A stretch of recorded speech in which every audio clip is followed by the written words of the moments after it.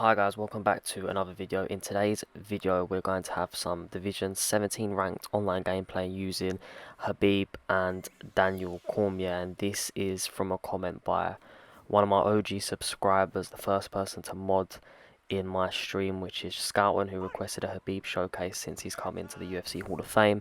And I thought, why not do a Khabib and a Daniel Cormier one, since they're both from the same team, both similar fight styles, and both got inducted into the Hall of Fame. So that's what's going to be showcasing to you guys today. Before I get into the actual breakdown of the video, I just want to say a huge thank you to everyone that's been supporting the channel. As of recently, I think I'm on 330 subscribers, which is really cool. It's very impressive, growing at a very good rate, and I'm happy that I'm forming our own little community. I want to take this time to say thank you to all of you guys. Thank you for all the birthday messages that I received and comments on the last video. And also, I want to start making some more relaxed videos, so if any of you guys do want to get in some gameplay, and if I get any good fights, win or lose, I will start to upload that also. So drop your name in the comments or add me on PSN, and I'm sure that we can set something up. I've also got Discord, so any way you'd like to contact me, we can definitely arrange something. But getting into the actual video itself, you can see that in the first fight here I am using Khabib, and the main problem I get when using Khabib is that I get a lot of rage quits, and you'll see that issue also resides when I use Daniel Cormier, and it's just because of the fight style that you are looking to implement. Of course, I am using Khabib.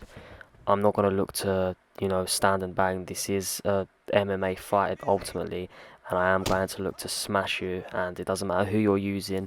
In this instance, I'm coming up against a Conor McGregor, and it's no different to anyone Khabib would fight. I'm going to look to put you on your back, whether it's Tony Ferguson, whether it's Charles Oliveira, whether it's Conor McGregor. I'm going to put you on your back, and I'm going to look to grind you out, wear you down across the 5 rounds, and if a finish presents itself, I'll definitely take that opportunity, whether it's via submission or ground and pound, because towards the end of his career, obviously, Khabib was submitting more and more opponents, and that's exactly what I look to implement when I use him on the game. And you can see here that I've got Conor on his back in the crucifix, an extremely dominant position, roughing up Conor, and here I'm just looking to implement small increments of damage, prevent Conor from escaping and drain that submission. Obviously, Conor's gas tank has come into question on the game as well.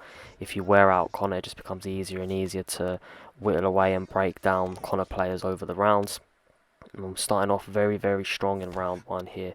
As you can see, I'm on top of his back here, throwing some strikes, waiting to try to flatten out Conor. And this is all just to slowly and surely weaken Conor and break down my opponent's morale. It's very difficult to come up against someone that's successfully holding you to the ground. And the tips I'd use is obviously keep your GA quite high. When you notice that your opponent's trying to build GA, also build yours up at the same time, because sometimes it's very hard to deny transitions when Conor's built up a lot of GA, and it will just instantly transition no matter what I do. It was a good job there from Conor to get it back into full guard. Took Conor a long time to even get that. And once you're in full guard, obviously the damage mitigation side, if you're the fighter on the back, is a lot easier. You're less likely to take as much damage. So it took Conor a long time to do that, and that is something that I need to replicate in the rounds to follow. So you can see, start of round 2, stamina levels in a very good position, good head movement there to avoid the teep kicks. And Conor, of course, is fighting for some reason out the, I think that was orthodox stance, which of course Conor's a southpaw. His left hand's the best weapon, and when I'm pressuring, I'm trying to push Conor towards the fence to get the cage takedowns. I think they're the easiest route to get takedown, and in terms of stamina being utilised correctly across 5 rounds, you want to use takedowns that aren't going to drain away your stamina, because it's all good taking down your opponents and winning rounds, but if it comes to the 4th and 5th and you're not fresh and you're coming up against a heavy hitter like Conor McGregor in this division, Dustin Poirier, Charles Oliveira, Justin Gaethje, then your opponent can easily put your lights out. So that's something I'm very cautious of. You can see I drag Conor back down to the mat here, and once Conor's on his back again, it's going to be a very grinding, repetition heavy process. I'm going to look to get into crucifix. I can't get crucifix, I'm going to take your back. If I can't take your back, I'm going to posture up and look to throw down devastating ground and pound. And I usually don't tend to try to submit opponents in the 1st, 2nd or 3rd. It's always based on stamina level, because there are times when, especially I come up against opponents who are using someone such as Khabib, and they look to submit me in the first or second round when I'm using the striker, and because I managed to get out of that submission, then they lose the position in which they had the advantage, and it's not worth it. Sometimes position over submission and damage is really the way to opt. And you can see the one thing I've definitely started to utilize more is, instead of just going for the crucifix continuously or going into side saddle, what I do now is I actually transition to top mount from side control. And this is purely just to keep my opponent guessing. This is just to get Conor thinking, okay, he might go crucifix, he might go top mount, and guessing between the two. I very, very rarely go for the ground and pound from side control, just because it's not as effective as it should be. If you could rain down elbows, that'd be very, very good. It's something they definitely need to look to implement into UFC 5. But that position itself is very easy to deny the hooks, and then as soon as you throw the straights and Conor moves, sways left or right, it can give him the option to get up based on stamina, or just put you straight into half guard and then you lose that position in side control. So that's the reason I very, very rarely do it. I only do it sometimes if there's like 10 seconds on the clock and I just want to land some significant strikes. But yeah, that's why I never really opt for the posturing up from that from the side control position. You can see here in Conor's full guard, I'm just being very, very patient, faking transitions every now and then. There's only 30 seconds left on the clock, so I'm not really expecting the ref to stand us up here. Posture to I go to half guard, sorry, anyway, just to prevent the ref standing us and giving Conor that extra 10-15 seconds on the feet in order to do some damage, because although this fight is being dominated by myself, it is very, very, very, very easy to get stunned by a Conor player. I mean, we all know how explosive and powerful Conor is on this game, and that's to the body or to the head, that's through punches or kicks. Conor really does transmit that power across, 4 or 5 rounds, unless you drain out the gas tank, which is definitely something that I'm trying to do here. And you can see that I'm not straying away completely from striking, but I'm using my striking where it's appropriate, and I'm using my striking to engage into grappling. It's all to set something up. I'm not throwing just for the sake of throwing. I'm always throwing with some sort of intention in mind. I mean, Khabib definitely had a underutilized or underappreciated, sorry for better words, underappreciated jab, very good jab. And although his striking obviously, of course, wasn't the highest of the highs in the division, he could use his striking to really set up those takedowns, like we saw in the Conor fight when he landed that overhand. How many people would land that on Conor? And it was Khabib, out of all people, just because of the threat of the takedown attempts, that managed to land that clean overhand. And yeah, you can see here, I'm not rushing to get the takedown. One thing that's very, very important when you are a grappler and you're looking for a grapple-heavy approach is to really look to catch teep kicks, catch roundhouses, because that is such an important part of your game, and you can really get those very, very easy takedowns off those. And that's something that you'll see throughout all of my videos. Is something that I utilize. I'll let my opponent land a teep or two.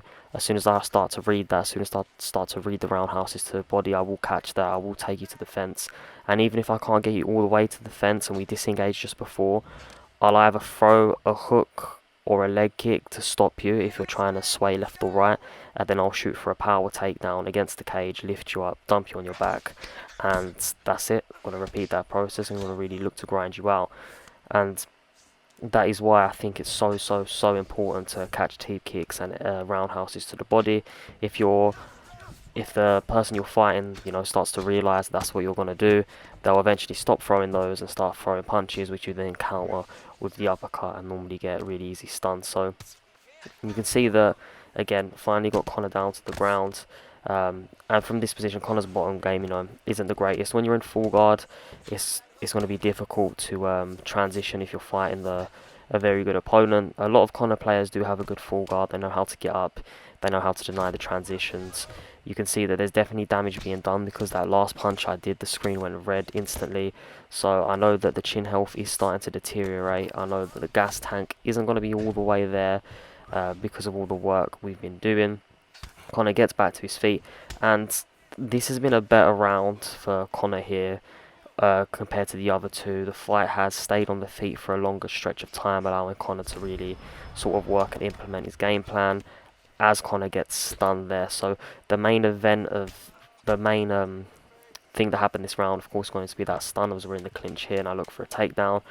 And yeah, even on the feet, doing good work, managed to get that stun, but obviously that is just the foundation set from prior rounds, all the damage built up, and it's allowed me to get that little stun there, and show Conor that, you know, if need be, I can get the stun off and I can look to get a finish. And in the fourth, I was expecting Conor to come out heavy. You see, missing 4 punches there, which again, if Conor doesn't land those punches, it's just going to tax the stamina even more. So I'm more than content with Conor throwing like that, wasting stamina. You can see as he approached there, I went for a teep, which transitioned into a knee, land beautifully, used the teep to knock over Conor, take Conor to the fence, and you know the story from here, you know exactly what's going to happen. And the teep kick is something that I like to use even with someone like Khabib. I'm just constantly going to teep you, push you to the fence, and then look to get that takedown, because in terms of stamina management, I don't think there is a more effective takedown than the cage takedowns and the cage transitions.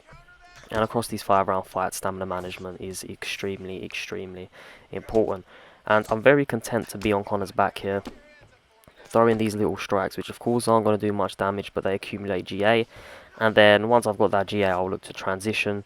And you can see I'll go straight into top mount here, which is of course extremely dominant position, especially when using someone who's got ground and pound as good as Khabib. And by that transition, you can see the Conor stamina slowly whittling away, and it's the 4th round now, so I can actively start to look for more submission opportunities if they present themselves, and more ground and pound opportunities, because I haven't taken that much damage. Stamina's in a real good position to really lay a few strikes in without being too worried. As you can see, laying out the ground and pound there, which enabled Conor to transition straight into full guard, but it's not the worst in the world. I've got over 2 minutes to work with on the ground here, as long as I can pull off a good transition.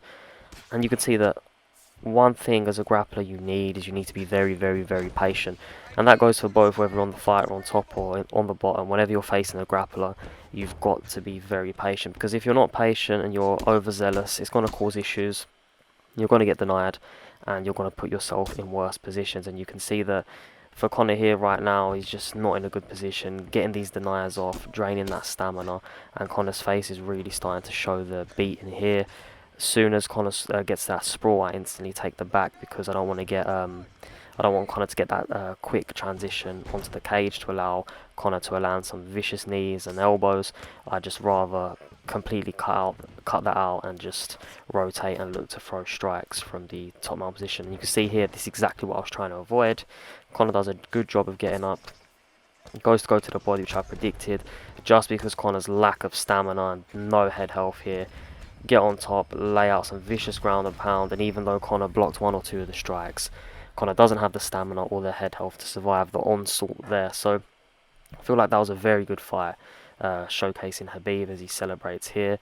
Always, if it's a good fight, I always say respect and well played to my opponents, no matter how the outcome of the fight goes. And then coming into the Daniel Cormier segment of this video, and it was a lot harder to get gameplay with Daniel Cormier, I can tell you that, because I had a tremendous amount of rage quits. So I've only got 2 parts here for the Daniel Cormier.